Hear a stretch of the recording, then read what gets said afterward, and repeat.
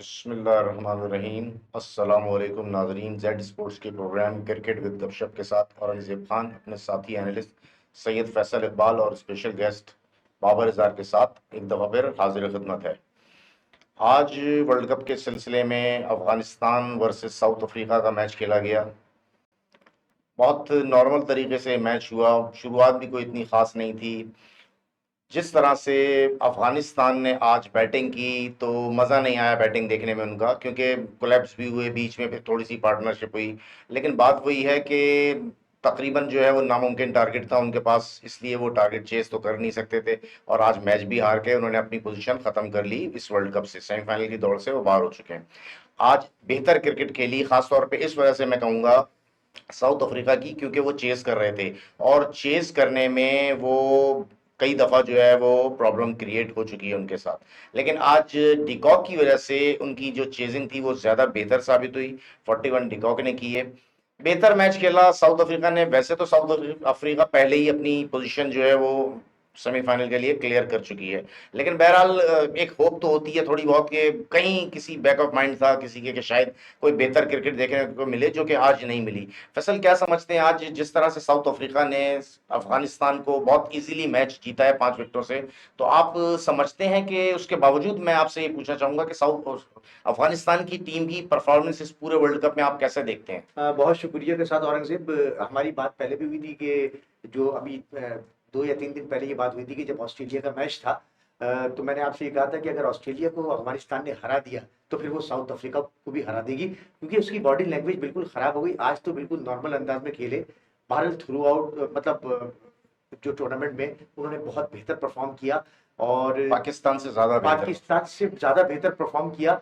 खासतौर पे उनकी बॉलिंग पाकिस्तान से बहुत बेहतर नजर आई कि उन्होंने मैच को भी काफी जगह पे चेंज करते रहे वो। तो भारत बैटिंग भी उन्होंने बहुत अच्छी की, लेकिन थोड़ा सा आखिरी मैच में कुछ फील्डिंग, नाकस फील्डिंग की वजह से वो ऑस्ट्रेलिया से मैच हार गए, और बहुत शानदार एक मैक्सवेल की बैटिंग की वजह से। वरना उनकी बॉडी लैंग्वेज आज के मैच में वाकई शुरू से ही, जब से 53 पे 3 आउट हो गए थे, तो मैंने कहा था ये आज मैच नहीं जीतेंगे, आज ये कुछ भी हो जाए। बाबर, जिस तरह से वो उनका कप्तान है शाहिदी जो है, यकीनन बहुत से लोग उसको एज ए प्लेयर भी नहीं जानते होंगे, आपको भी बात पता है अच्छी तरह। लेकिन उसके बावजूद अगर आप उसकी कैप्टनसी देखें, उसकी टीम की परफॉर्मेंस देखें, उसकी ग्रिप देखें अपनी टीम पे, तो आप क्या कहते हैं अफगानिस्तान की टीम के बारे में खास तौर पे? पहले तो ये कि अफगानिस्तान की टीम जो पूरे टूर्नामेंट में एक टीम की तरह खेली है, टीम खेलों की खेली है सही। और खेले बहादुरों की तरह है। जीतने के लिए खेले हैं, एक माइंड से खेले। अगर मारना है तो मारना है, पॉजिटिव खेलना है तो खेलना है। जबकि हमारी टीम पाकिस्तान की आप देखें किस तरह से खेली है, और ये बहुत बेहतर खेले क्रिकेट ना, पूरे टूर्नामेंट में बहुत अच्छा खेले। और आज जो जाहिर सी बात है, इनके जो पिछला मैच जो इस तरह से हारे ना ये लोग ऑस्ट्रेलिया से, तकरीबन जितना मैच था वो, बिल्कुल सही कह रहे और हैं, वो वो तो 4 के छोड़े छोड़े इन लोगों ने। अनबिलीवेबल मैच था। उससे इनका बॉल डाउन हो गया था। आज थोड़ा अच्छा नहीं खेले ये लोग, क्योंकि बिल्कुल मतलब डाउन से थे आज। जबकि मैं समझता हूं कि आज टॉस जीतने के बाद बेहतर बॉडी लैंग्वेज का मुजाहरा किया था इनके कप्तान ने। लेकिन बात सारी ये है कि हर टाइम एक टाइम नहीं होता, हर मैच एक जैसा मैच नहीं होता। हर दफा साउथ अफ्रीका आपको मैच बना के नहीं दे देगी सेकंड बैटिंग में, क्योंकि बहरहाल वो भी क्रिकेट खेलने आए हैं। उनकी सबसे बढ़ के जब वो सेमीफाइनल में उन्होंने दाखिल हुए तो उसके बाद वो रिलैक्स होकर खेले, उन्होंने कोई प्रेशर नहीं लिया अपने ऊपर। फैसल, उमर सई की मैं बात करूंगा, अफगानिस्तान का जो ऑलराउंडर उभर कर सामने आया है। 97 रन्स किए उसने नॉट आउट। जब उसने ये 97 रन्स किए जब उनकी टीम ऑलमोस्ट बिल्कुल लग चुकी थी। मैं आपसे ये सवाल करूंगा कि आपको उमर जई के कैलिबर का कोई पाकिस्तान में कोई ऑलराउंडर नजर आ रहा है? मुझे तो पाकिस्तान में अभी बहुत दूर दूर तक ऑलराउंडर नजर ही नहीं आ रहा, क्योंकि ये ऑलराउंडर भी ऐसे प्लेयर्स को बनाते हैं जैसे फहीम अशरफ, खिलाते रहे लेकिन आज तक पता ही नहीं चला कि ऑलराउंडर है या क्या है। कहीं पे कोई ऐसा इंटेंट शो ही नहीं हुआ। हमारे ऑलराउंडर पाकिस्तान के अब तक जो आए हैं, मैंने आफरीदी या रजाक से अच्छे ऑलराउंडर नहीं देखे। हफीज था अच्छा, शोएब मलिक था, लेकिन जो असल आफरीदी और मैं इंटरप्ट करूंगा, मैं फास्ट बॉलिंग ऑलराउंडर की बात कर। फास्ट बॉलिंग ऑलराउंडर हमारे पास जो आए हैं वो रज्जाक और अजहर महमूद की सूरत आसर में आए महमूद हैं। की सूरत में इमरान खान तो बहुत अजीम ऑलराउंडर सही था, है। जो बात है।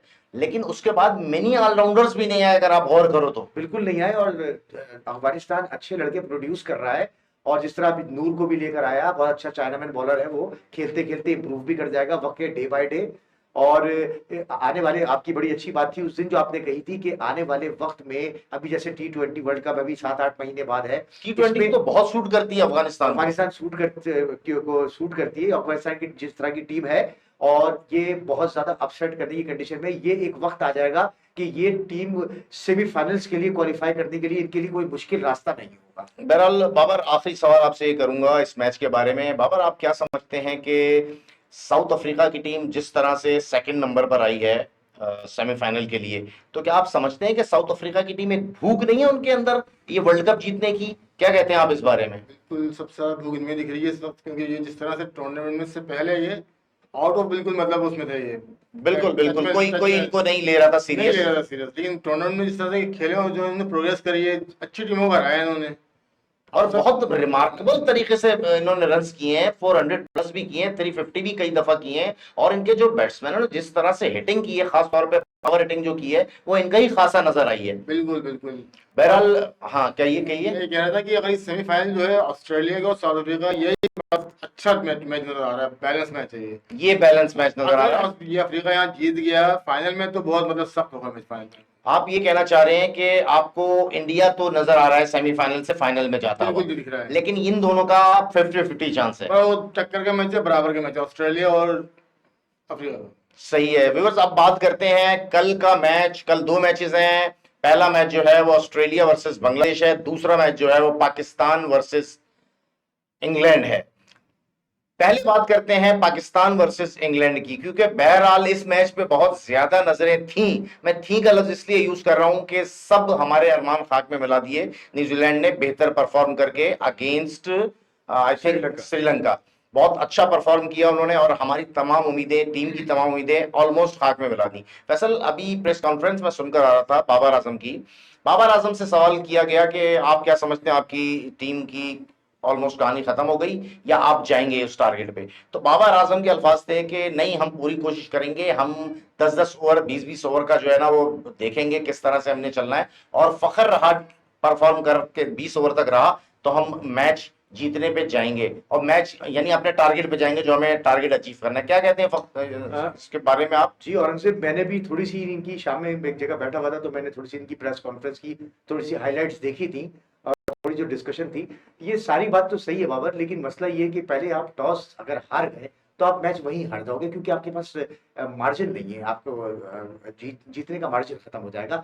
इंग्लैंड कभी भी आपको बैटिंग नहीं देगा कि वो आपको ऐसे फेवर नहीं दे सकता। आप टॉस जीतोगे तो शायद हो सकता है ये सारी चीजें हैं कि आपने कहा कि फखर कुछ एलिजिबल होगा हमारे लिए, हम रिजवान पे ट्रस्ट कर रहे हैं, इफ्तिखार पे कर रहे हैं, तो इस तरह के कुछ आपने जैसे प्रेस कॉन्फ्रेंस में बड़ी एक अच्छे अंदाज में ये गुफ्तगू की है। काश कि आप 2-3 मैच पहले कर लेते कि हम, आप ये प्लानिंग अपनी बेहतर कर लेते हैं, हमने इस तरह से मैच जीतना है, हमने अपना रन रेट अच्छा करना है, जो हमारा रन रेट माइनस में, हम कोशिश करेंगे कोई ऐसा मैच आ जाए जो 25 ओवर में हम मैच जीत जाए। हम 40 ओवर की टीम है हमारी, हम डॉट बॉलें इतनी खेलते हैं, ये भी आपको बात बताना चाहिए था वहां प्रेस कॉन्फ्रेंस में, क्योंकि आपने तो दिल जलाया हुआ है हमारा। अब मैं क्या सारा दिन उन्होंने साफ तौर पे कह दिया कि मैं खुद नहीं छोड़ूंगा कप्तानी जब तक मुझे बेइज्जत करके निकाला ना जाए एज ए कैप्टन। बाबर, मैं आपसे ये पूछना चाहूंगा कि देखें, कल का मैच जो है वो पाकिस्तान के लिए हो सकता है अभी भी अहम हो, लेकिन मैं समझता हूँ ये पाकिस्तान से ज्यादा इंग्लैंड के लिए अहम है। उसकी वजह यह है कि उन्हें चैंपियंस ट्रॉफी के लिए क्वालिफाई करना है, क्योंकि बहरहाल एक बहुत बेइज्जती का मकाम होगा अगर इंग्लैंड 2025 की चैंपियंस ट्रॉफी जो पाकिस्तान में होगी उसमें अगर क्वालिफाई ना करे। क्या कहते हैं आप इस बारे में?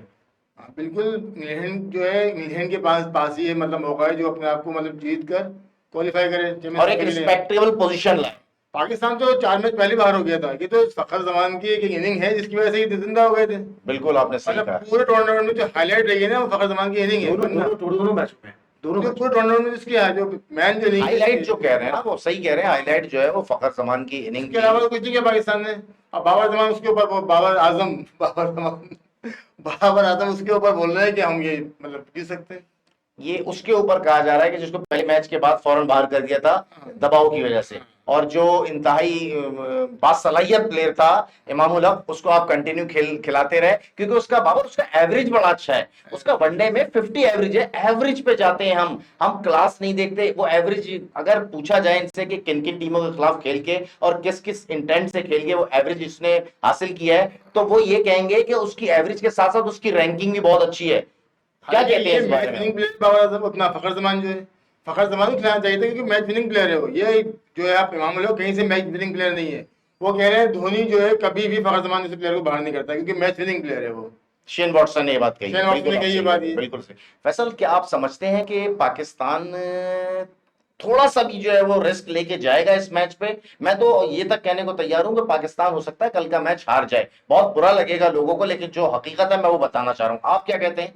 औरंगजेब, अगर पाकिस्तान ने कल पहले बैटिंग की, अल्लाह ने कोई ऐसे कोई मौजज़ा कर दिया कि टॉस जीत गए, तो ये लाजमी बैटिंग ही करना है इनको, इनके पास कोई ऑप्शन है भी नहीं। और अगर इन्होंने पहले बैटिंग की तो मुझे ऐसा लगता है कि कल ये 450 रन बना देंगे। अच्छा, मैं इस बात से बिल्कुल इख्तिलाफ करता हूँ। ये अगर फर्स्ट बैटिंग करेंगे 250 रन नहीं करेंगे। फैसल, बहरहाल फिर वही बात आएगी बाबर के, फैसल है दरअसल फैसल पाकिस्तानी।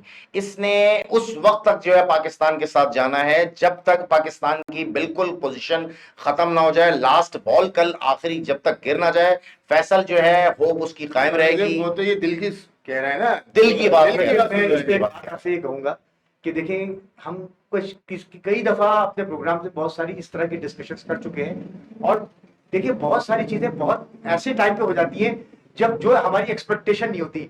जैसे टाइम आउट की एक कंडीशन हुई थी, इससे पहले हमने कभी भी we have never seen ever. ऐसा भी हो सकता है कि आपने बताया था कि इंग्लैंड की टीम ने 498 रन भी बनाए हुए हैं, बिल्कुल। तो पाकिस्तान क्यों नहीं कर सकता? पाकिस्तान के पास प्लेयर्स नहीं है, अल्लाह ने उनको दो आंखें नहीं दी, भाई उनको दिमाग नहीं पाकिस्तान दिया। ना, मैं आपकी बात कंडीशन अगर अप्लाई की और पाकिस्तान अगर सही तरीके से खेला तो पाकिस्तान 400 रन तो बना सकता है। क्या कहते हैं आप मैं बाबर? ये कह रहा हूँ कि जिन्होंने कहा ना कि वो टाइम आउट हो गया उनका, तो बस यही कि 350 करो, उनको कमरे में लॉक कर दो, 350 से जीत जाओगे आप। और क्या, यही है। ये कल भी फैसल ने इस पे बात की थी। बहरहाल मैं यही कहूंगा कि बात यह है कि कल के मैच पे क्या आप इन्हिसार कर रहे हो? आपको तो पहले मैच से जो है वो अपना इंटेंट शो करना था, पहले मैच से।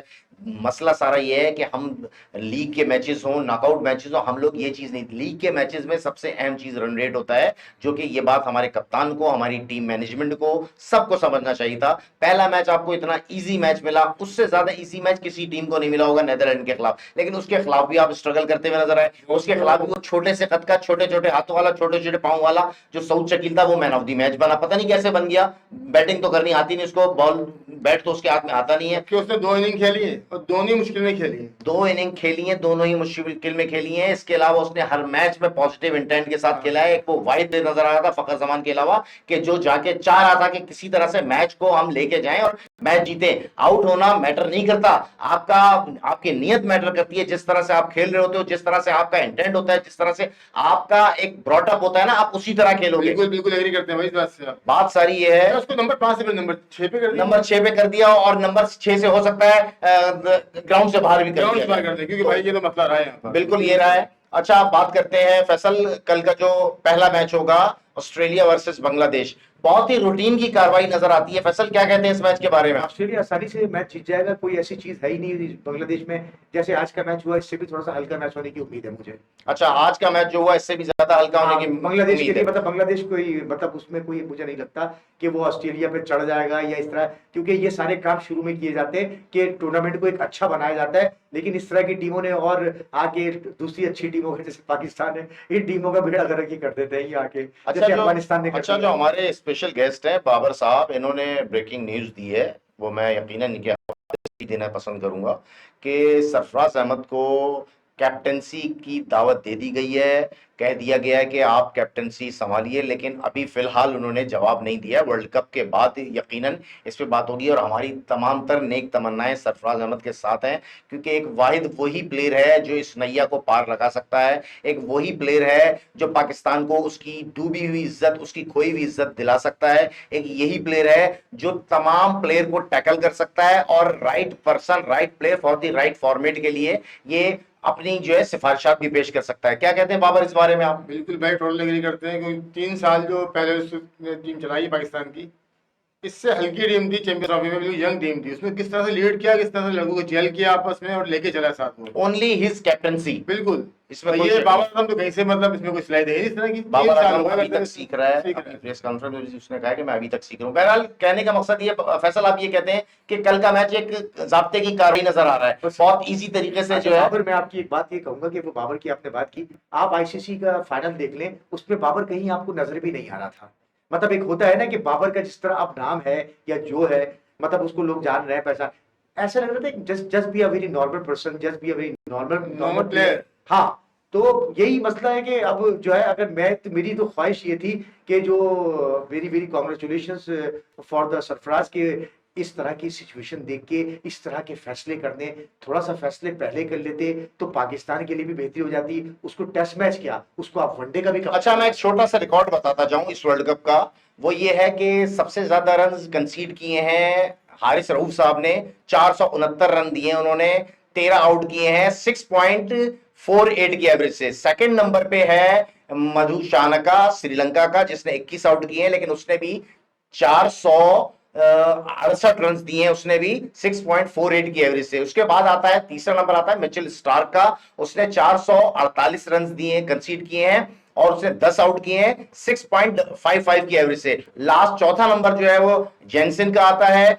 जिसने 415 रन दिए हैं टोटल और उसने 17 आउट किए हैं और उसका एवरेज बनता है 6.39। ये 4 बहुत महंगे बॉलर्स हैं, जिसमें से 3 लेफ्ट आर्मर हैं और एक राइट आर्म बॉलर है। इससे अंदाजा लगाइए कि सब ये 6.5 के उससे जो है रन देके गए, तो इन्होंने किस तरह की बॉलिंग की है। इसमें मैं बहरहाल मधु शानका और जैन सिंह को बहरहाल फिर भी क्रेडिट दूंगा कि इन्होंने 21 और 17 विकेट लिए हैं, लेकिन ये हमारा हारिस रऊफ जो है रन देने के अलावा कुछ भी नहीं किया, बहुत शाखस साबित हुआ है। बहरहाल व्यूअर्स, अच्छा डिस्कशन रहा, बहुत बेहतर जो है हमारे दोनों एनालिस्ट ने बात की है। अब यही है कि दुआ कर सकते हैं कि शायद कोई मौजूदा हो जाए, क्योंकि हम लोग तो सिर्फ और सिर्फ मौजूदों के इंतजार में रहते हैं, यह कौम सिर्फ मौजूदों के इंतजार में ही रह गई है। अल्लाह ताला हमारे हाल पे रहम करे, अल्लाह ताला कल पाकिस्तान को इस तरह से जितवाए कि शायद दोबारा खुशियां लौट कर वापस आ जाए।